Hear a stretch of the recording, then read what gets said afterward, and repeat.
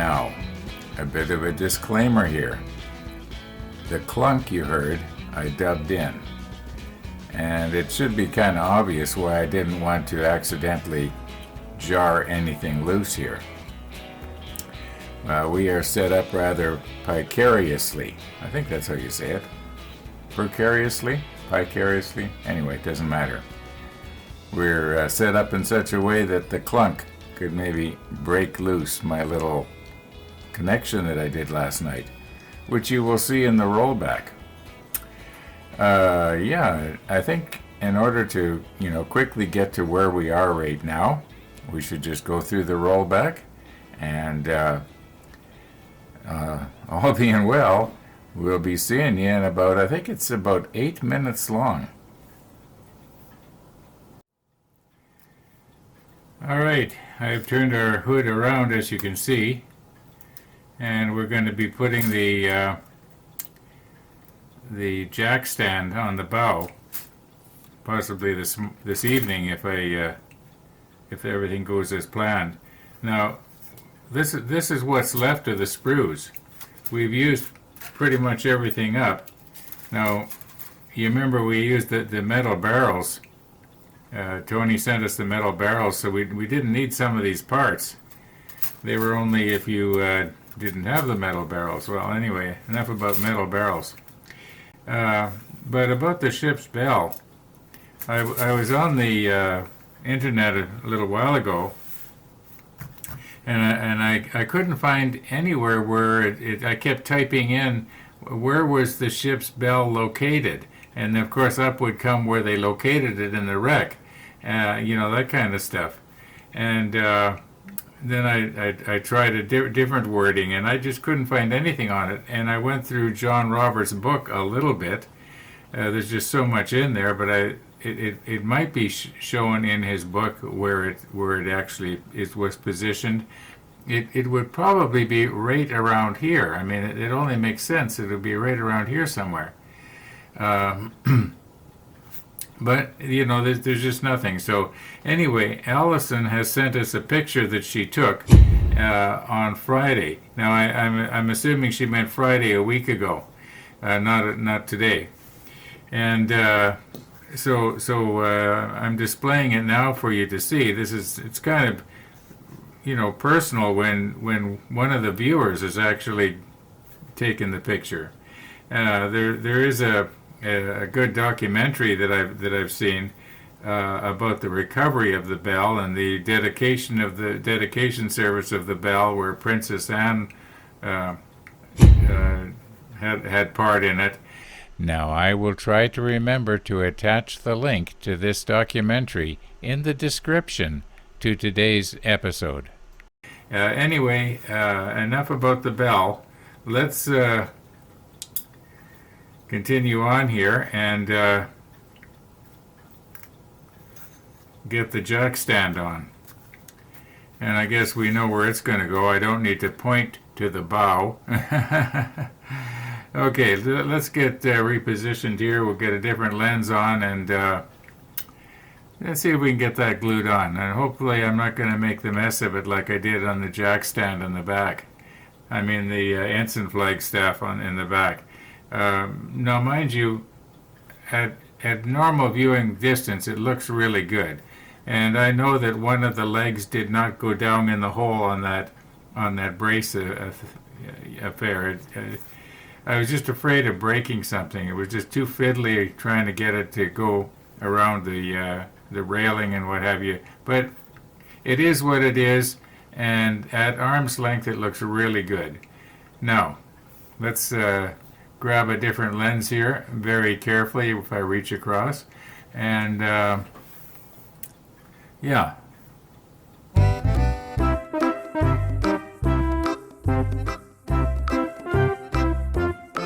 We had a little bit of snow here this evening, and a few minutes ago when I was editing out these last few scenes that you saw, I saw a little rabbit, and it was rooting through that snow trying to find carrots, which it did.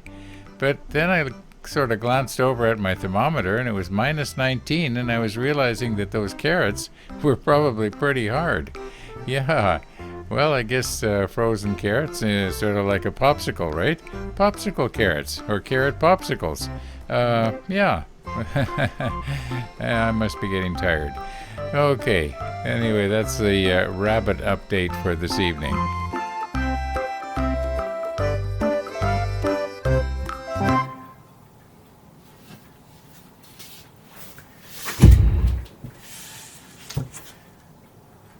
Time is marching on here.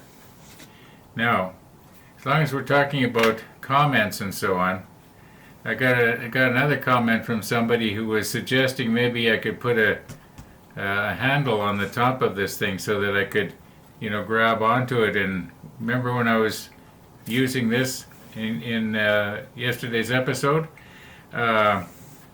Yeah, I was having trouble reaching around, and I was thinking of, if I had even a screw in here and I could grab hold of it, it would have been easier. Well, he was suggesting it like a doorknob, something like that. That would work too. But then I was thinking, why is it that I'm having such a hard time? I don't remember having a hard time like this when I did this with the Bismarck. And then I remembered when I did the Bismarck was this way. And the stern was out there hanging over the edge of the table. And so it was a lot easier. I was just basically sitting in my chair and I was going like this. And anyway, thanks for the idea. And, I appreciate all the help I can get. Anyway, let's move in here. I think I'm wide awake enough to mount this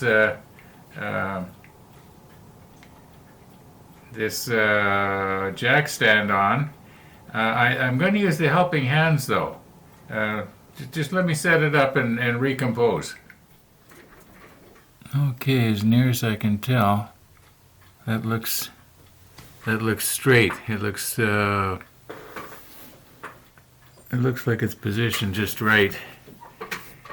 And what we've got here is just a little bit of a downward pressure there. Now, my hope is, let's see if I can get something here to just lift this up. Whoops. I don't want to hear any whoopses.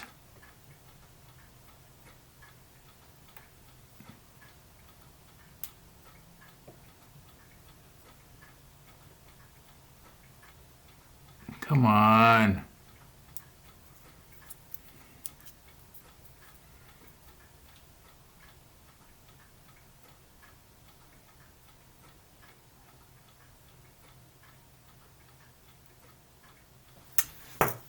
Well, it was coming a minute ago. In fact, I had to wipe it off the end with the paper towel.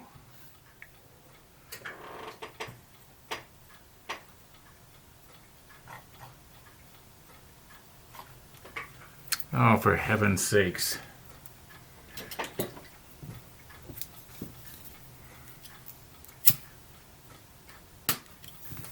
All right. Let's try it again. Battery's probably going to calf on me here.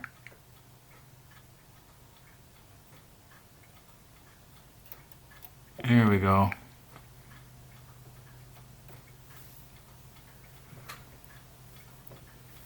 Did I get enough? I think I did.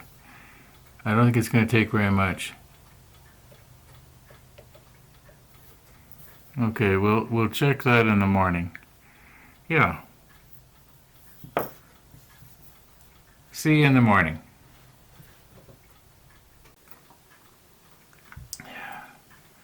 Well, it is morning. And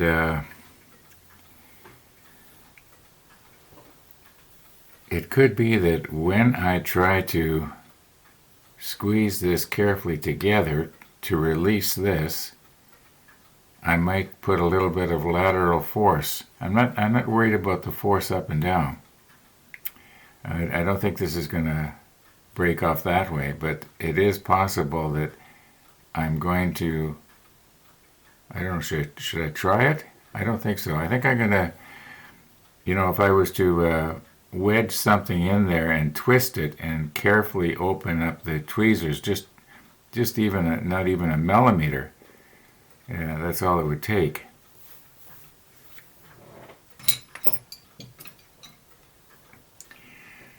Okay, something like this would probably be a lot safer. I'll move you in. You know how I like to do close-ups. And maybe I should be wearing my closer eyes here.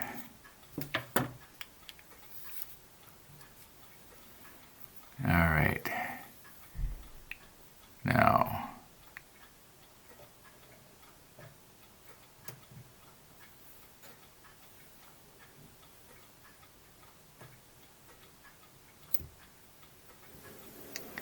all right. Now, my uncontrollable poking disorder, whatever you call it, no, compulsive poking disorder, CDP. Okay, what tells me that I should be poking at this to see how strong it is. But let's not do that.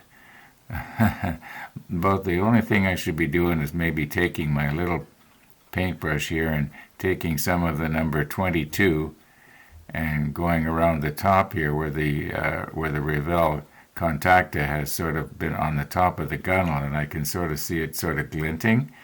I think I can get rid of that. I don't think I need to paint the what is this? Is this number 77 or is it the 66? I can't remember. Anyway, it doesn't matter. I don't think I need to touch up the mast itself. Yeah, it's I think it's pretty good. A moment ago I thought, where's the little light and so on? Did I break them off? That there was a little light on there. Well, I forgot that was the ensign flag staff. Anyway, I'm noticing the railing seems to be just a little bit bent in. I wonder if maybe somehow I kind of squeezed it. Where's something here and just sort of. Can I straighten this or not? You might not be able to see it. It could be that it's hidden by the post, but it looks like it's.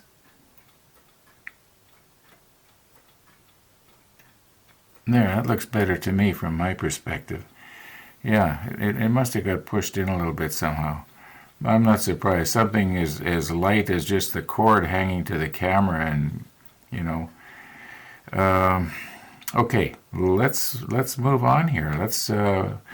We got some more parts here. Our G15s. We are getting so close to having nothing to put on. I'm getting excited. Well, I'm not excited about doing rigging, but that's probably why I'm going to do as little as I think is necessary to make it look like there's something on there. Now I gotta tell you something, and I'm not complaining, don't get me wrong, but this morning is not going exactly as planned. I'm sitting here behind the computer in my big comfy chair, and I'm editing out the opening scene for today's episode, and my phone rings. And it's my neighbor. He can't get his snowblower running. So I says, I'll put my boots on, I'll be over in 5 minutes. And we got it going.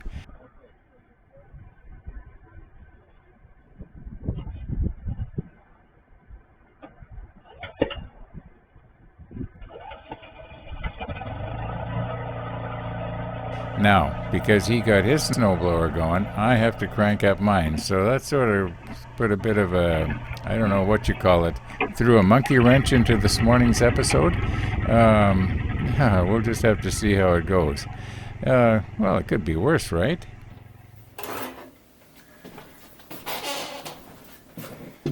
Now, as the popular saying goes, I am not getting anywhere fast here today.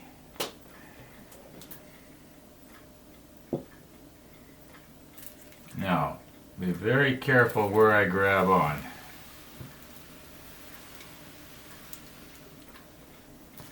And be very careful when I reach over.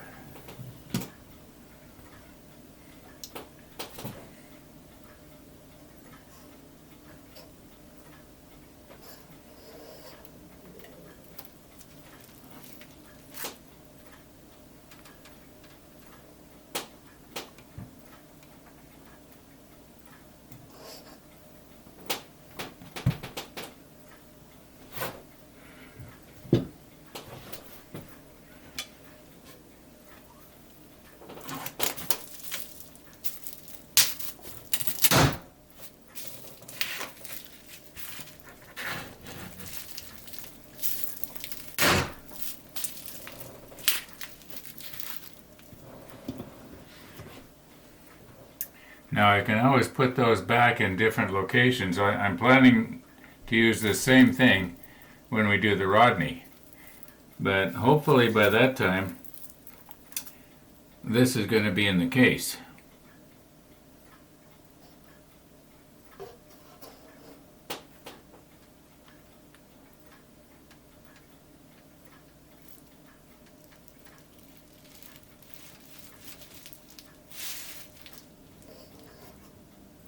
Okay, let's get ourselves recomposed here and see if we can get our 15s on. Time is slipping away. Okay. I had thought that that was the 19, but now I realize that the mast itself was the 66. Or was it the 77? No, it was the 66. But it was definitely not the 19. The 19 is too light.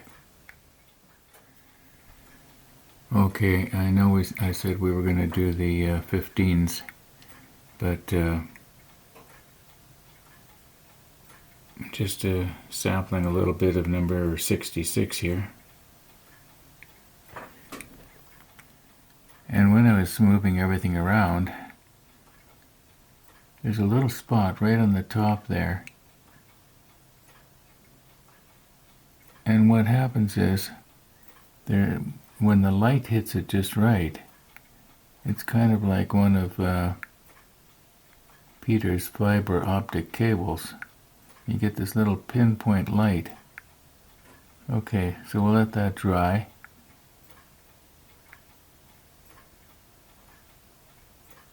And then I will do the number 22 on the gunnel. Okay, two things. First of all, it's not very often I use the super macro on half power. Half power on the super macro is 2.5 times stronger than the regular macro that we use regularly. But when I was lining myself up here, I looked on the monitor, and it appears to me that this paint that we just put on here is not the same shade of gray as the flagstaff is. It looks lighter, and I'm thinking now that maybe this flagstaff was the 77, not the 66. So I'm just gonna redo it here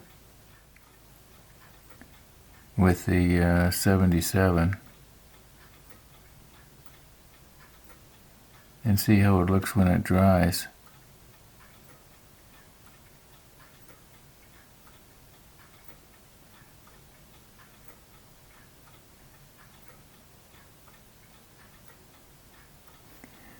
All right, and then we'll do the gunnel. Yeah, maybe I'll use the hair dryer on it.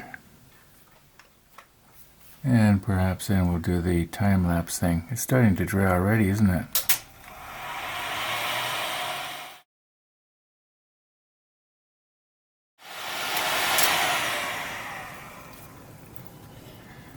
Well, I was looking in the monitor a moment ago, and I'm realizing now that maybe I should have gone down just a little bit further and more to the front. But I mean, you've got to use the super macro to see that. Okay, now let's get our 22 going here. Okay, I've got the 22 here, and I have opened my lens up about 3/4 of a stop, overexposed.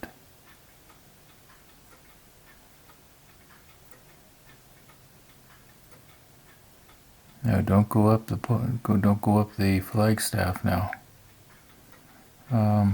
I think that's going to cover the glint, and that's all we need.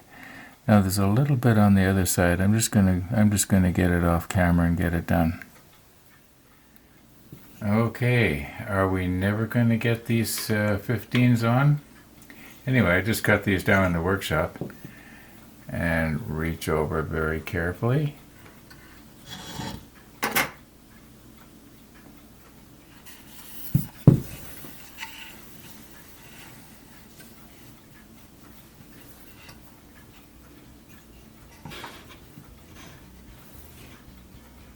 Okay, I think if I give myself about an inch clearance, we can always readjust this later.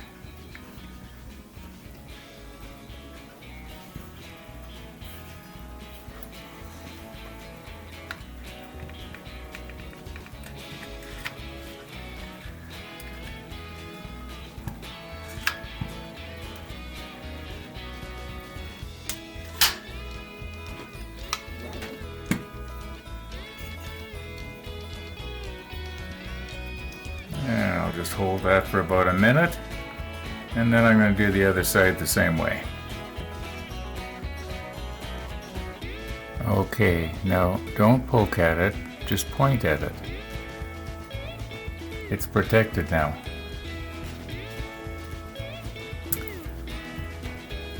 Now for our 15s.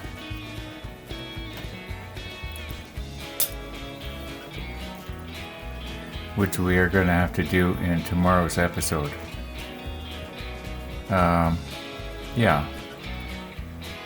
Due to circumstances beyond my control today, like the snow, things did not go as planned. Thanks for watching, everybody. And all being well, we'll be seeing you tomorrow.